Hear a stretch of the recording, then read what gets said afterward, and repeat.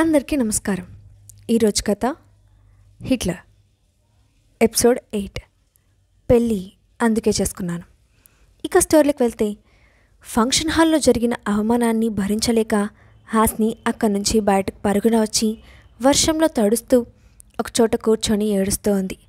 హాస్ని అలా పరిసరాలు మర్చిపోయి కొన్ని సంవత్సరాలుగా మనసులో పేరుకుపోయిన బాధను కన్నీళ్ల రూపంలో బయటకు పెడుతున్న సమయంలోనే ఆమె ముందుకు వచ్చి ఒక కారు ఆగింది. తన ముందు ఆగిన లగ్జరీ కారు ఎవరిదో తెలియగానే టక్కున పైకి లేచి కన్నీళ్లు తుడుచుకుంటూ నిలబడింది హాస్ని. ఇంతలో ఆమె ముందున్న కార్ డోర్ ఓపెన్ అయింది. గెట్ ఇన్ అని విరాట్ పిలుపులో ఉన్న బేస్కి ఎందుకు ఏమిటి అని అడగకుండా నిశ్శబ్దంగా సీట్లో కూర్చుంది హాస్ని. వెంటనే కారు ముందుకు కదిలింది.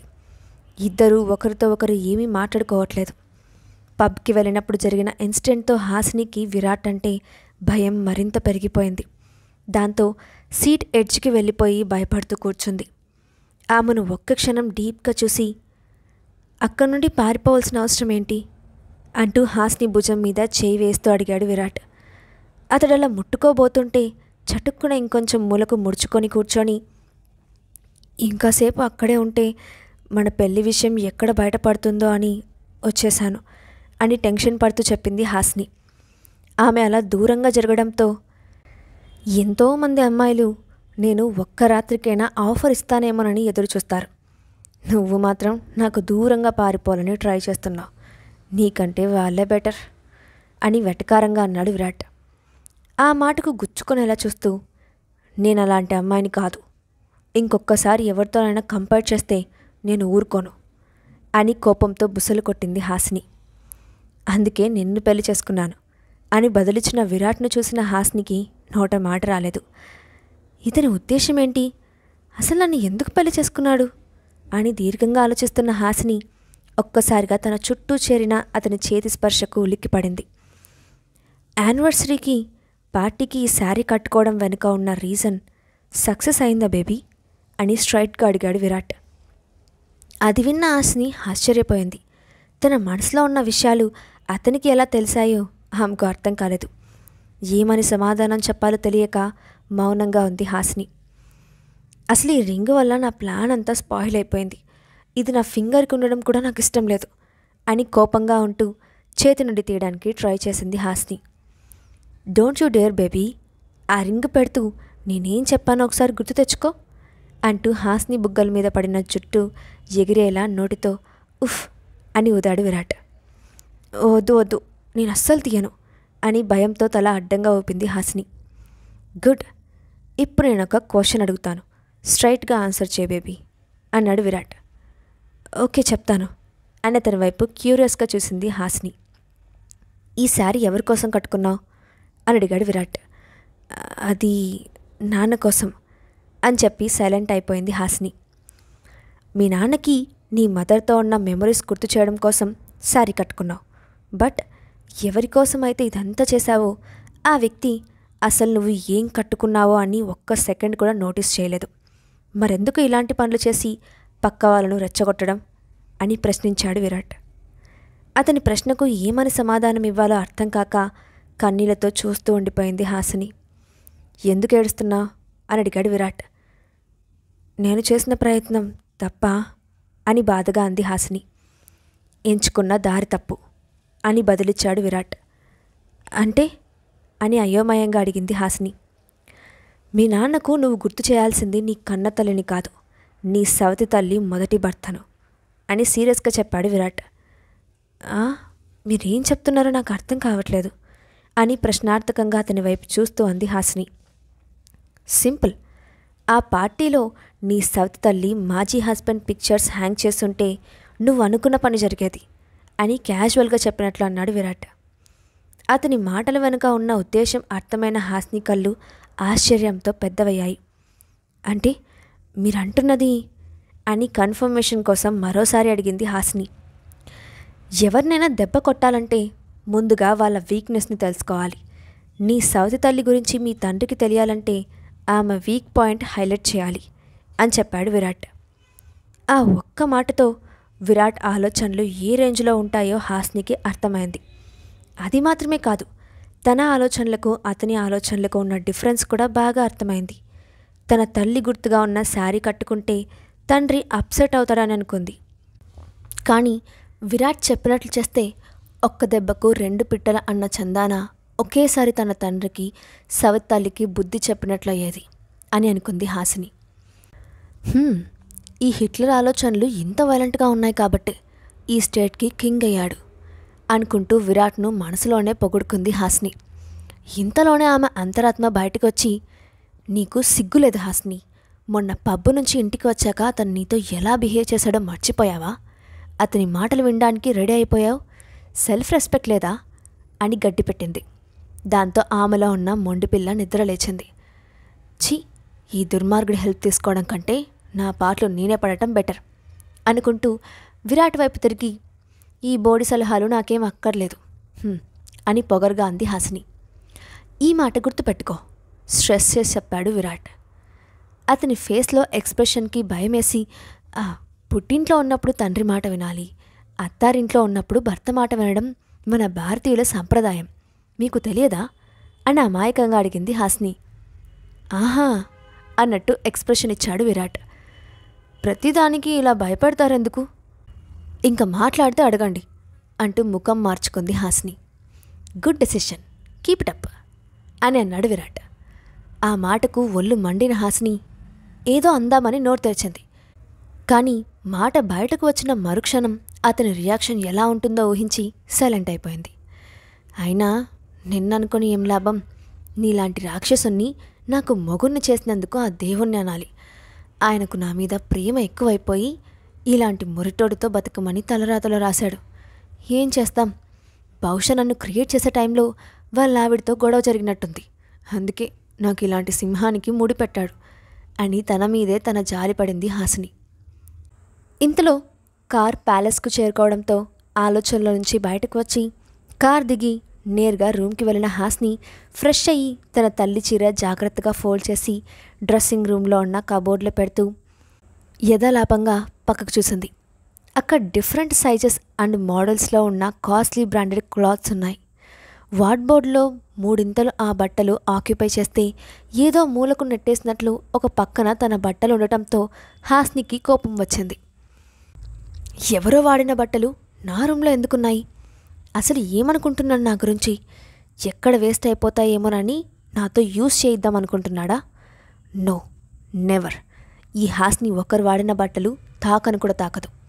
వెంటనే ఇక్కడి నుంచి రిమూవ్ చేయమని సరితకు చెప్పాలి అనుకుంటూ బయటకు వచ్చింది. రూమ్ బయటకు వచ్చి, సరిత ఒకసారి నా రూమ్కి రా అని పిలిచింది హాస్ని. వస్తున్నా మేడం అంటూ ఫాస్ట్గా హాస్ని దగ్గరకు వచ్చింది. చెప్పండి మేడం అని వినయంగా అడిగింది సరిత. నా వార్డ్బోర్డ్లో నువ్వు అరేంజ్ చేసిన క్లాత్స్ అన్నీ తీసుకెళ్ళి వేరే రూమ్లో పెట్టు. ఇక్కడ నేను తెచ్చుకున్న క్లాత్స్ మాత్రమే ఉండాలి, వేరెవరివో కాదు అని సరితకి ఆర్డర్ వేసింది హాసిని. సారీ మేడం, మీకు కావాల్సినవన్నీ ఏర్పాటు చేయడం తప్ప ఇలాంటి పనులు చేసే రైట్ నాకు లేదు. విరాట్ సార్ చెప్తే తప్ప వాటిని అక్కడి నుండి షిఫ్ట్ చేయలేను అంటూ ఖచ్చితంగా చెప్పింది సరిత. ఓకే, ఇప్పుడే వెళ్ళి విరాట్తో మాట్లాడతాను అని సరితతో గట్టిగా చెప్పి నేరుగా అతని రూమ్ దగ్గరికి వెళ్ళి బయట నుండి డోర్ నాక్ చేసింది. ఎంతసేపటికి లోపల నుండి ఎలాంటి రెస్పాన్స్ రాకపోవడంతో విసుగొచ్చి బలంగా డోర్ను ముందుకు నెట్టింది. లాక్ చేసి లేదేమో, వెంటనే ఓపెన్ అయింది. వెంటనే విరాట్ గారు అని అరుస్తూ రూమ్లోకి వెళ్ళిన హాస్నికి ఖాళీ రూమ్ దర్శనమిచ్చింది.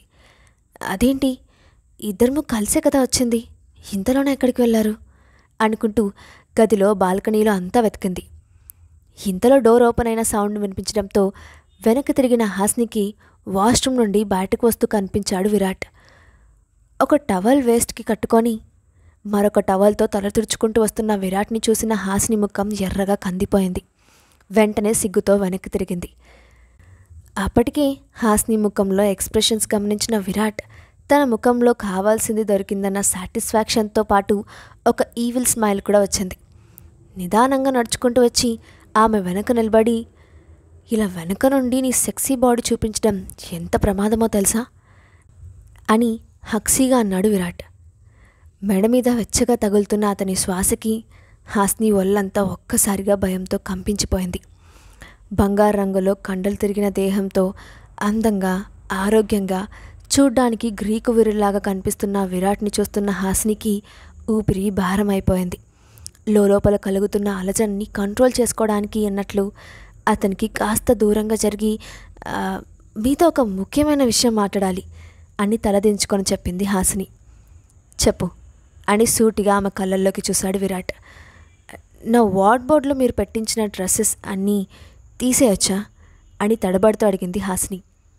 కుదరదు అంటూ డ్రెస్సింగ్ రూమ్ వైపు నడిచాడు విరాట్. మీరు ఎందుకు కుదరదు అంటున్నారు అని అతని వెంట నడుస్తూ అడిగింది హాసిని.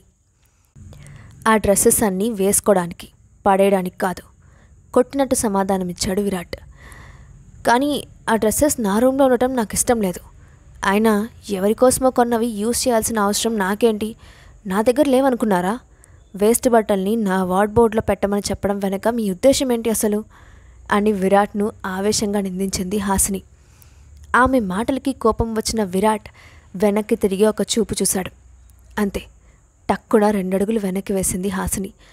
ఆ చూపుకే గనక పవర్ ఉంటే తను ఈ పాటికే మాడి మసైపోయేది. అతనికి ఉన్న యాటిట్యూడ్లో పావు వంతు చూపిస్తేనే నాకు వెన్నులో వణుకు పుట్టింది.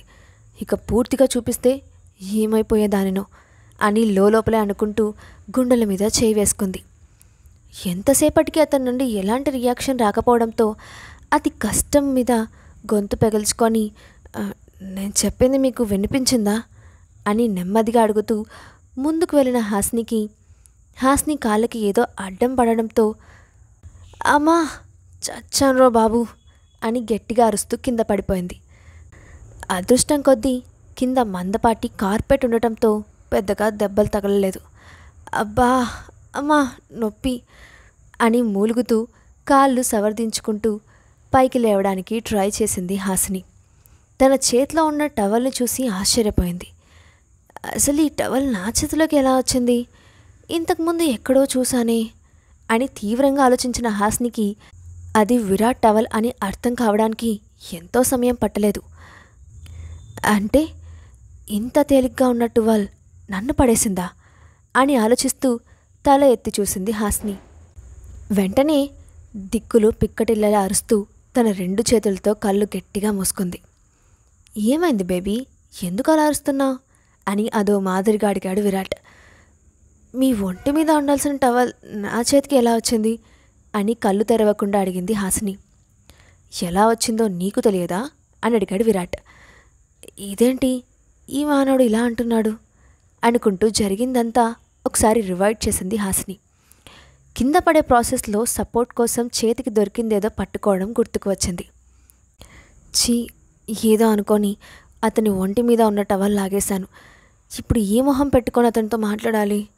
అన్నీ ఇలాంటి పనులే చేసే నెత్తి మీద కొత్త సమస్యలు తెచ్చుకుంటాను అని తనను తానే తిట్టుకుంది. గుర్తొచ్చిందా అని వెటకారంగా అడిగాడు విరాట్. కింద పడిపోతున్నాను అన్న టెన్షన్లో అనుకోకుండా అలా జరిగిపోయింది, సారీ అని టెన్షన్గా చెప్పింది హాసిని. సారీ ఎందుకు బేబీ, నన్ను చూడాలనిపిస్తే ఒక మాట చెప్పచ్చుగా, ఇలాంటి కొంట పనులెందుకు అని ఆమెను ఇరుకున పెట్టే ప్రయత్నం చేశాడు విరాట్. నో నో నో నాకు అలాంటి ఇంటెన్షన్ అస్సలు లేదు అని చెప్తూ అక్కడ ఉండలేక గబగబా తన రూమ్లోకి వెళ్ళిపోయింది. బాబోయ్, ఇలా జరిగిందేంటి? ఏదో అడగాలని పెద్ద పుడింగిలా ఊపుకుంటూ వెళ్ళి ఇంకేదో చేసి వచ్చాను. కోరి మరీ అతనికి లీడిస్తున్నాను, నాకు అస్సలు బుద్ధి లేదు అని బయటకే తిట్టుకుంటున్న హాసిని తన గది తలుపులు చప్పుడవ్వడంతో ఒక్కసారిగా ఉలిక్కిపడింది. ఇప్పుడెవరొచ్చారా స్వామి, కొంపతీసి విరాట్ కాదు కదా అని భయంగా అనుకుంటూ ఎవరు అని లోపల నుండే గట్టిగా అడిగింది హాసిని. ఇంతకు అక్కడికి వచ్చింది ఎవరు? విరాట్ వస్తే హాసిని పరిస్థితి ఏంటి? నెక్స్ట్ పార్ట్లో చూద్దాం. ఈ స్టోరీ అప్డేట్ ఎలా ఉందో కింద కామెంట్ బాక్స్లో మీ ఒపీనియన్ని షేర్ చేయండి. అలాగే ఇలాంటి మరిన్ని స్టోరీస్ కోసం మా ఛానల్ని తప్పకుండా సబ్స్క్రైబ్ చేసి పెట్టుకోండి. Thanks for watching.